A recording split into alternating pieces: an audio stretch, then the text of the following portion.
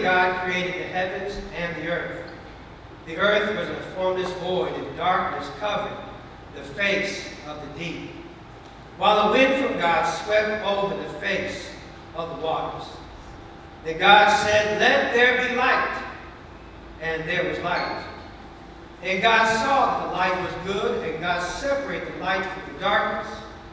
God called the light day, the darkness God called night.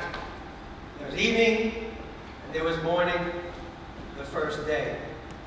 Now I'm going down to verse 24. And God said, "Let the earth bring forth living creatures of every kind, cattle and creeping things, and wild animals of the earth of every kind." And it was so. God made the wild animals of the earth of every kind, and the cattle of every kind, and everything that creeps upon the ground of every kind. And God saw that it was good. Then God said, "Let us make humankind in our image, according to our likeness. Let them have dominion over the fish of the sea, and over the birds of the air, and over the cattle, and over all the wild animals of the earth, and over every creeping thing that creeps upon the earth." So God created humankind in God's image. In the image of God, God created them. Male and female, God created them.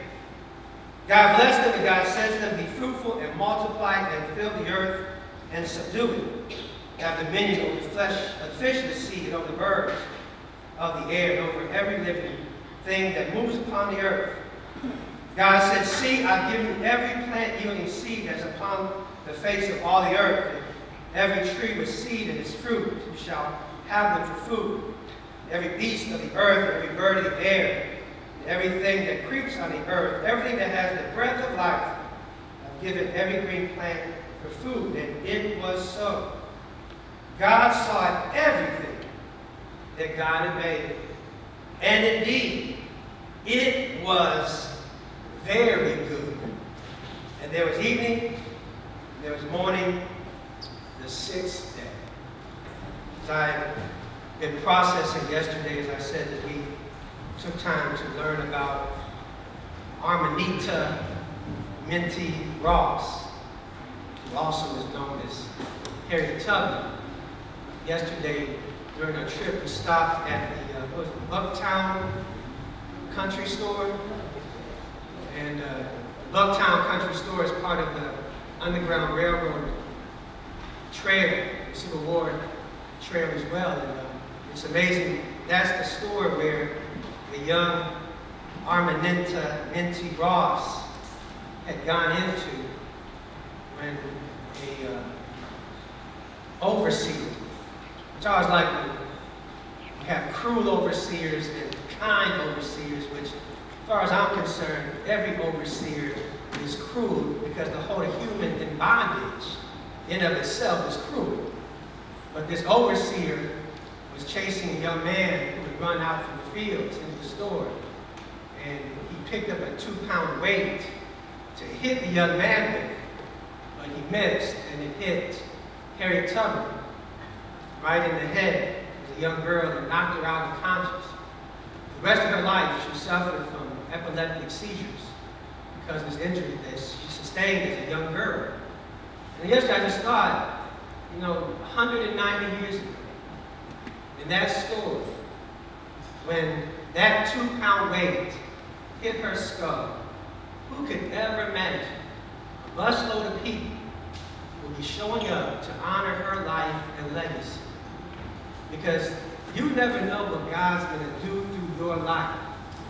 And never underestimate the small things in life that can make big differences in the lives of others. So that, again, was just one of those moments of clarity for me about what we need to be about as children of God, and doing what God has called us to do in our work in the world. So I call upon the courage of Sister Harriet again today, as we call upon the courage here as a congregation to have a sermon series about a difficult subject. In fact, my sermon title today is going to be one you will probably remember: Sex. Divine, not dirty. So do me a favor, everybody. I want you to count to 3. I want you to say the word sex. Sex. Ready? 1, 2, 3. Sex. Sex. Let's try it again. 1, 2, 3. Sex.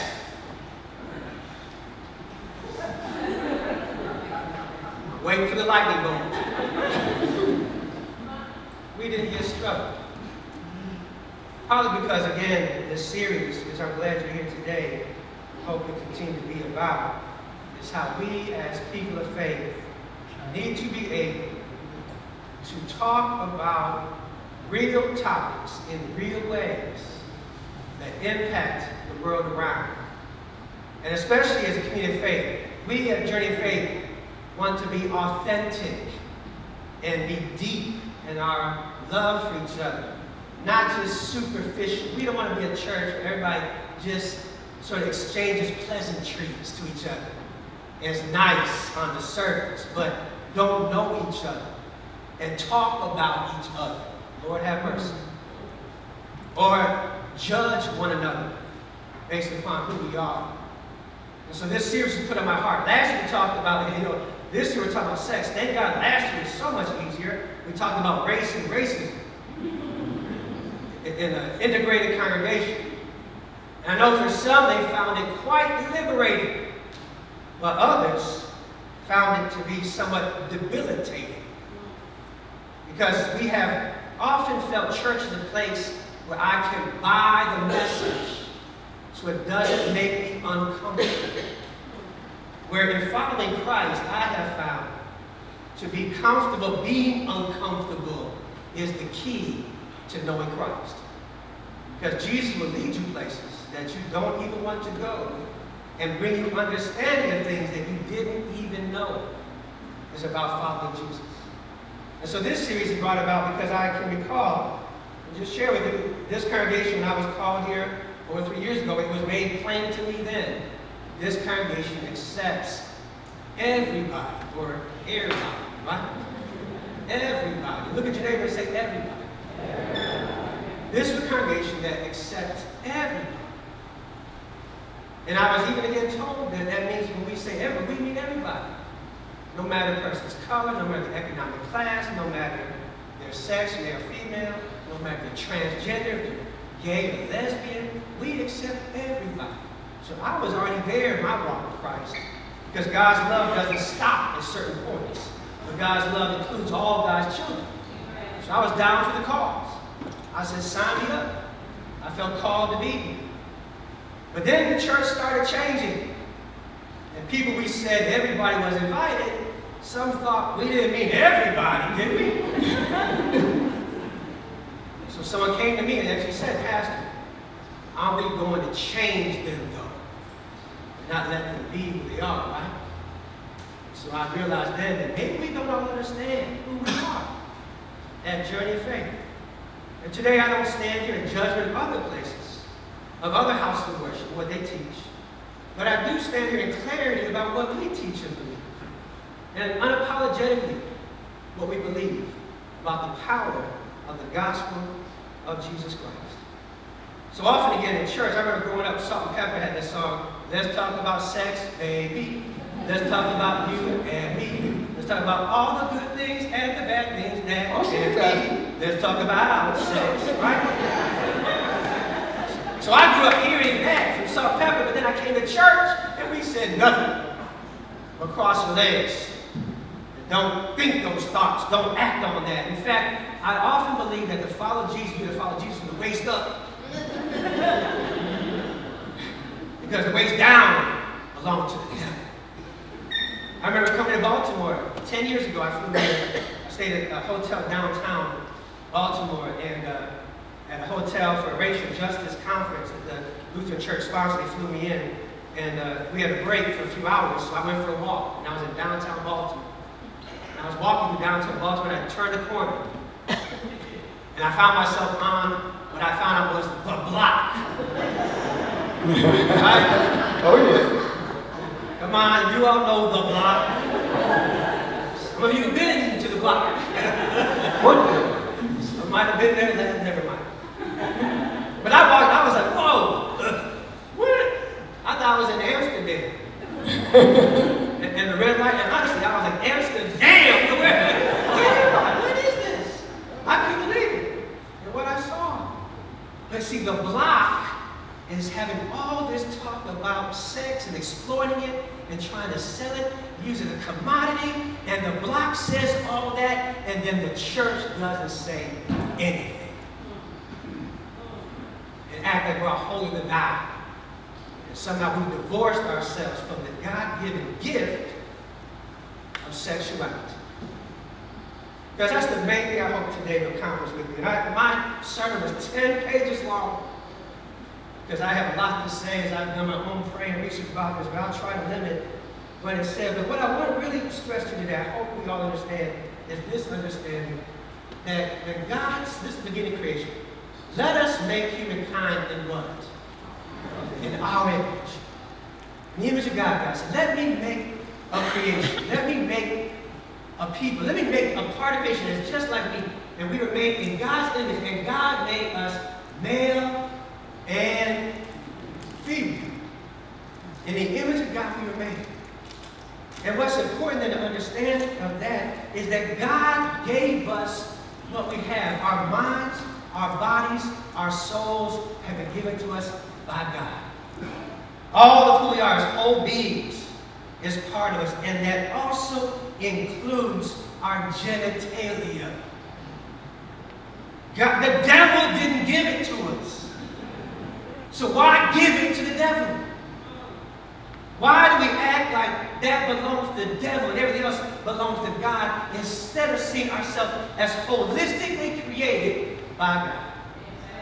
And how I work towards and be with God in mind, body, and spirit expressed in all these different ways, including in my sexuality. See, oftentimes what's happened then, again, is the church has divorced itself. And the church had somehow taken sex away from us. And God bless our Catholic brothers and sisters. I'm not here, again, to talk against any other faith or understanding. But our sisters and brothers in Catholic, I think, have done a disservice and somehow putting celibacy as this prime way to follow God, as the main way to follow God. And of course, let's just be real. As we find out, our Catholic brothers and sisters have their own issues to deal with when they're not talking about sexuality as a faith as well. And so we haven't been able to do it in a proper way then. So what's happened is we've lost the whole conversation. Instead of a holistic understanding then of just who we are together. And so one of the most important things to do also in the very beginning, I just want to set a few terms for us that when we use these words, what we really mean. See, when we use the word sex, we automatically often think about the act of sex, the act of genitalia contact. But the word sex actually isn't just about an action, it's a way of describing who we are. Because sex refers to biological difference between male and female. It describes genitalia and genetic differences. Whereas men have a Y chromosome, women only have X chromosome. However, there's also a lot of variations in between. It's not just here and here. It's differences in between. There's intersex traits that are not always visible at birth. In other words, sometimes we may be born with a sexual organ that hasn't yet even developed fully, or could be both together, or we might have a sexual organ, but the insides of the person are different. But yet, let's be clear. There's still, however we're born, don't we say God makes no mistakes? I hate that saying, God made Adam and Eve, not Adam and Steve. Sure, God made Adam and Eve to start, but somewhere along the line, Steve came home and said, guess what, Mom and Dad? I'm gay. It's who I am. And it's who God made us to be. And so sex is understood in these terms of genitalia and genetic differences. But it's not these extremes alone, either this or that. It's a mixture in between. Y'all with me? I don't want to make this a lecture today, but I think it's so important to understand some basic principles for us today. The next thing that to understand too is this thing called gender. See, gender is different than sex. Whereas sex refers to genitalia, if you would, gender, as is defined here, is how a person moves in the world based upon cultural understandings. That boys do this and girls do that. Boys dress like boys and girls dress like girls. Boys play with, come on, y'all help me, you live here. Boys play with trucks and boys play with trucks and footballs and hockey sticks, and they eat dirt, right? And they kill ants with magnifying glasses, right? And girls dress in dresses, skirts, they play with dogs, they want the room to be pink, right? And then a member of our family I'll call Tanya today. Then Tanya shows up. And Tanya, when she was a little girl, she always wanted to just play football. And she didn't want to wear a dress, she wanted to wear brother's clothes. And everybody kept saying, why you let her wear boys' clothes? I love her mother saying, she's not wearing boys' clothes, she's wearing her clothes. Because they're on her body. So now they're her clothes. But it was a gender role that she was expected to what? Play. And you don't step outside. Or a girl would act like a boy, or a boy acts like a girl. I mean, in fact, if I wore this, or if you wore that outfit to West Baltimore, you're going to get jumped, right? But wear that to Glasgow, wear that to Scotland, and guess what? It's what men wear. Because it's gender. Different societies have different gender expectations based upon a person's sex. And then we want a way to conform to what those expectations are instead of letting them be who God created them. Y'all with me?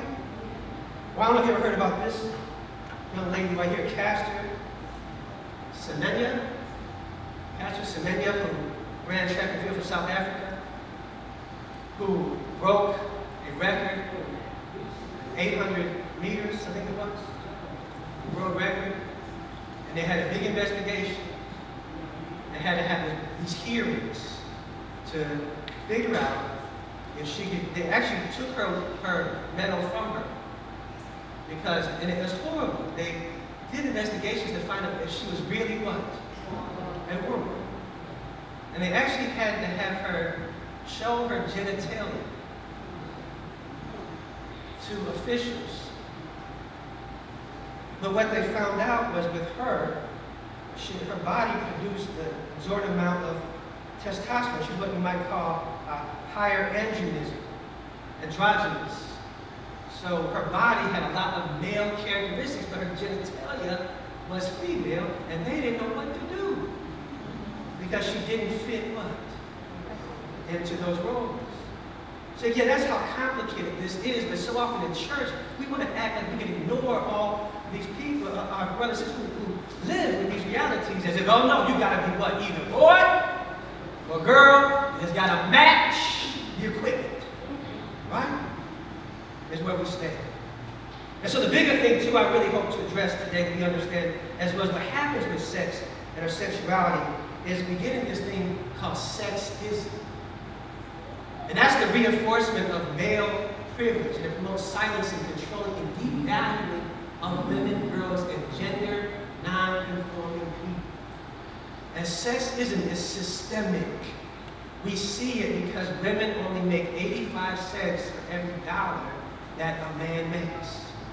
We see it because if you take a snapshot of the U.S. Congress, House and Senate, you will see a disproportionate amount of men, especially white men like me, that doesn't reflect the true flavor and diversity of the nation in which we live. That is sexism. Sexism happens when we believe the man and we don't believe the woman. Now, anyone can practice sexism. A woman can discriminate against a man.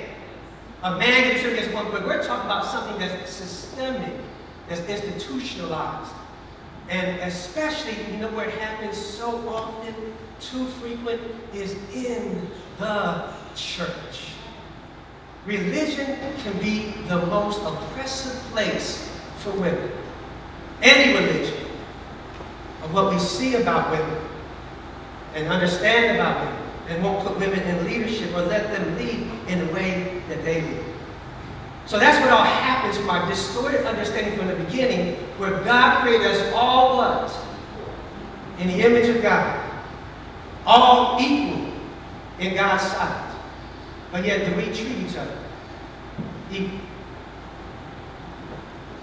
That's what sexism is. And so part of, again, I hope we begin to understand how in church we have to be able to speak. With faith, we got to be able to speak about the reality of our sexuality and see it that it's a gift from God. And how do we live with that in ways that, see, we have God's blessings with mind, body, and spirit, and we express our mind, body, and spirit through physical means, through mental means, emotional means, and through sexual means. And the reality is that sexual means can also, once again, be exploited and used to degrade somebody instead of placed in a loving relationship to tighten the bond between those who love one another. Y'all with me?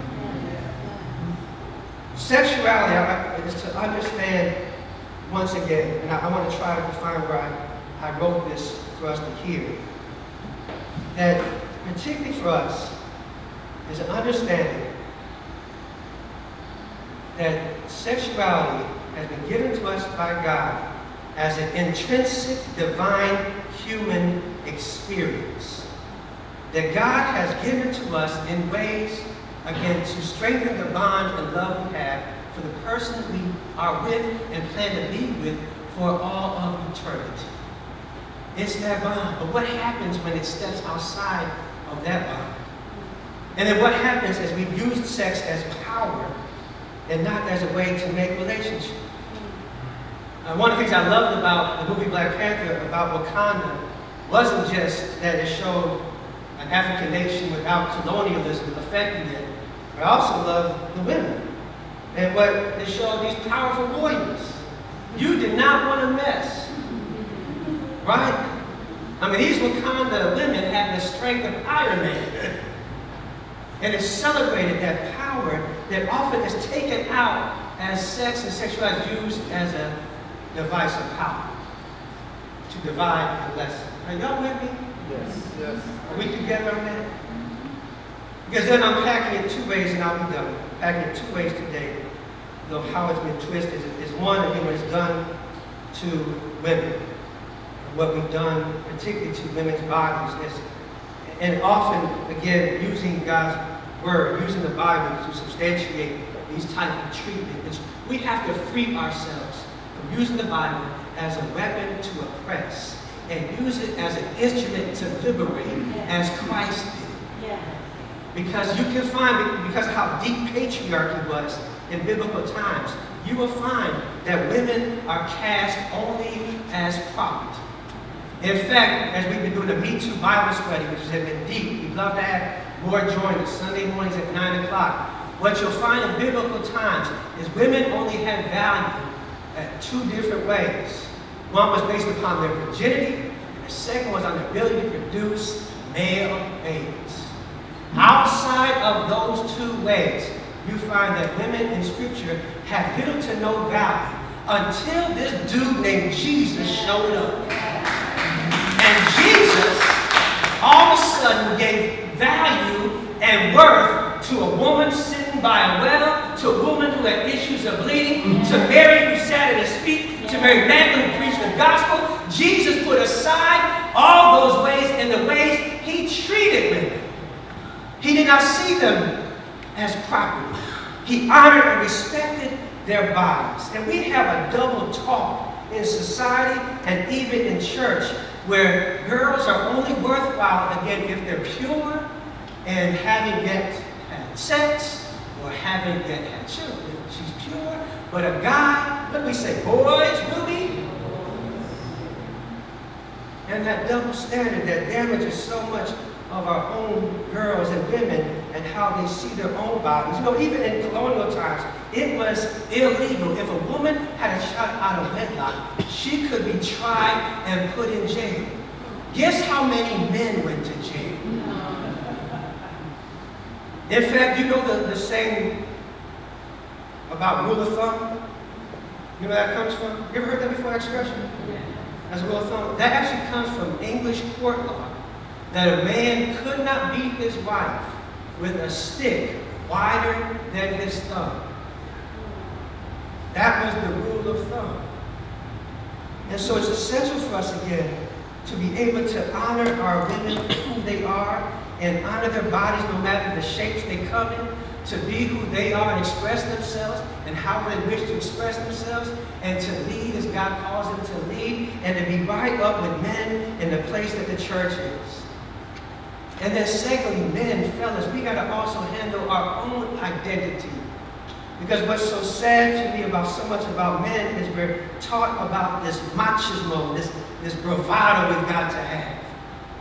That we got to go and conquer the world. That we have to go and sow our what? Seed, our wild oats. That to be a real man, this is what you do and how you behave. And what doesn't happen, as I've found as I get older, that doesn't serve its purpose as my own body changes. And things begin to happen about, I question my own masculinity based upon the model that I was given in my youth. And to realize, fellas, that sex is more than just something you do in the moment, but sex is part tied again to your mind, your body, and your spirit. And to realize that there are some real feelings attached and emotions attached. And when we step outside of that, we weaken who God made us to be.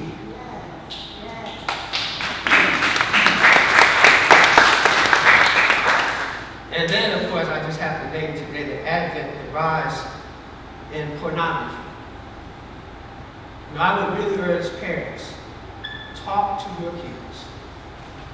Talk to your kids, talk to each other about sex and sexuality when they're young, to start having a language and words to express their bodies with, so they don't feel ashamed about how they feel and sensations they begin to have. Because it's not like you get married and all of a sudden the switch goes on. And then once you're done, you turn it back on. But it's part of what God gave us and who we are. But pornography is so accessible today. And I know for us, we guard our children from having phones or from having anything to get to, but the problem is, guess who has phones? Their friends. And studies have shown that children are seeing pornographic images at younger and younger ages than they ever had before. Now, I remember being a kid. Again, we're in church, I'll tell the truth. As a child, I remember when we found one of my friend's dad's Playboy magazine. And my friend brought it to our clubhouse. And I mean, it was like, the whole thing, it was like, hallelujah! We were like, oh, you know. It was, you got it, I got it, you know, it was one of those things, you were curious. And I remember whenever you find your dad's Playboy, of course, it'd say, I read it for the articles. I didn't know the pictures in it, right? But the stuff kids are seeing today, in ways that, again, so dehumanized and degrade, and they're starting to confuse that this is what sex is, this is what sexuality is. And if we don't get ahead of it and begin to give them language and understanding from the start, they're being filled in a void that we put nothing there for. And made them feel ashamed about their own bodies and the things they felt. And guess what? Remember what you felt when you were their age? That's what they're feeling now. And they're going through. But it's different again because the access they have to other images and sites that are shaping them. We do a lot. Michelle talks to Zanaya. They have books they read together that talk about all the different female parts and what happens. And I even talked to Zach. In fact, Zach and I went to the library and he picked this book out. I didn't even pick all about girls' bodies and boys' bodies. Let me tell you, it's an interesting read, especially to a 5-year-old who's now 6. It goes in a lot of detail, so Zach would know. this is what you have. This is what God gave you. This is what a girl has. This is what God gave you. And it uses those terms, you know. It has things about the scrotum. It has things about uterus. And all these different things for Zach to understand a girl's genitalia, his genitalia, and not to be ashamed of himself. And so he and I read the book one night. Again, I was sweating while I was reading it. Oh, God. He's fine, right? But I want Zach to have a language. I want him to have a culture. He can come to me and talk to me and not feel ashamed about his own body. But as a boy, also know that you've got to have some boundaries, Zach, for your body. You can't just touch any girl you want to touch. You can't just put your hands. You've got to have some boundaries of expecting yourself and how you live. And I want him to start getting that as he's younger, so he has something else when he encounters these other images to work from. So we ran this book, went through it, prayed to Jesus and said goodnight. Next night, Zach's in the bath, taking a bath, and all of a sudden, Michelle, dear, could you come here, please? I was downstairs, I came out, and I could tell Michelle we got this book. So I come upstairs, she says, dear, why did Zach just ask me if I want to see his eggs? I said, what? She said, why did Zach ask me if I want to see his eggs? And I was like, oh, we read a book. Zach got a little confused about what he has and what someone else may have, right? So he and I, we read the book again. But again, part of what I ask us to do to look at is claiming this gift that God has given to us. This divine gift that's been given to cultivate love. That's been given for two people. It's more than just a genital activity. God has invited us into tender, beautiful, sensitive, happy, enjoyable, and spiritual part of our life. Even, watch out, while we may be single, or widowed, or divorced, because the switch doesn't go off. But it's given to us again as God as part of love. And sex belongs in the right relationship. It doesn't belong in the wrong one. If it's one that leads to life and love, then that's where it belongs. But if it's one that leads to demeaning and degrading, or using somebody, or objectifying somebody, that's not where it belongs. Just like your physical body can be used to bring forth construction or destruction, our sexual selves can do the same. So I close with this today that you may not even be aware of. It's in Scripture. A lot of people, when I show them this, they're shocked. Like, what? This is not Scripture. But if you've ever read Song of Songs, it's in your Bible, the Old Testament, right around the Songs of Proverbs. Anybody read Song of Songs? Mm-hmm. If you've ever read Song of Songs, just listen to this real quick.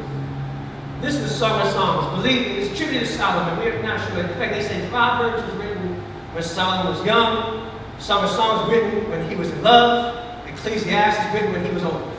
So here's what it says. It's a equivalent of a bride to her friends. Let him kiss me with the kisses of his mouth. For your love is better than wine. This is better than a Hallmark card, isn't it? Your anointing oils are fragrant. Your name is perfume poured out. Therefore the maidens love you. Draw me after you. Let us make haste. The king has brought me into his chambers. We will exalt and rejoice in you.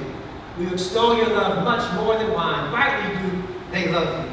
And then it goes on, I am black and beautiful, O daughters of Jerusalem. Which coincidentally, see this, I am black and beautiful, what she's saying?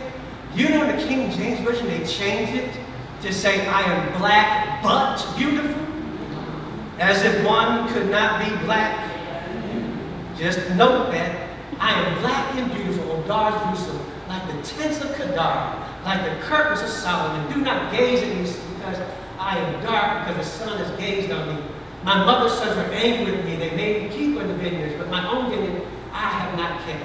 To me, who my soul loves, will your pasture and your flock, will you make it lie down at noon? Why should I be like one who's veiled beside the flocks of your companions? That's the woman speaking to the man. That's her love pouring out. That's Bible. This is in Scripture. And then the guy responds with this. How beautiful you are, my love. So, you know, fellas, if you ever don't know what to say, take this out. Just say, hold on, let me read my Bible. I'll be right back. How beautiful you are, my love. How very beautiful. Your eyes are doves behind your veil. Your hair is like a flock I'd probably change that. Moving down the slopes of Gilead, your teeth are like a flock of shorn ewes that have come up from the washing, all of which bear twins, and not one among them is bereaved. Your lips are like a crimson bread. I mean, my man is, ooh, right? This is Eros love. This is love, erotic love. Your cheeks are like halves of pomegranate. Don't use that either, right? Behind your veil, your neck is like the Tower of David, built in courses. On it hang 1,000 bucklers, all of them shields of warriors. Your two breasts are like two fawns, twins of a gazelle. I scratch this too. That feed on mountains until the day breathes and the shadows flee. I will hasten to the mountain of myrrh and the hills of frankincense. You are altogether beautiful, my love. There is no flaw in you. That's Scripture. That's Scripture. Of talking and celebrating this gift of love expressed in such an incredible way, this gift of sexuality. And so just understand again, it's God's gift. It's God's gift to us to care for, to live out in the healthy ways that God's given to us, to make it a part of our spirituality, a part of who we are as God's children, for caring, committed love that provides the setting where there's safety and intimacy and love to be expressed. So just know today, sex is a gift from God, not from the devil. So don't let it become a tool used for evil, but use it for love that God's given to us. Amen? Amen.